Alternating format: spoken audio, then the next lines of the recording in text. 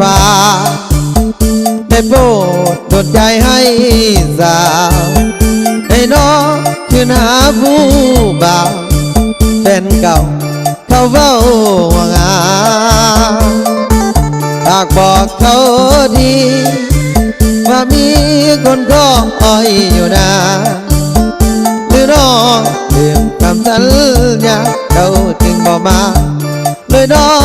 งคนดีกลับบ้านปีนี้บ่มีคนดีอายเขาเห็นหมูมวนซื่นบ่เศร้าแต่อายกับเขาคอยเจ้าบอกมา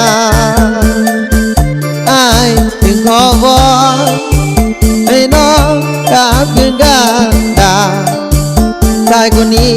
ยังรอเด้อล่ะ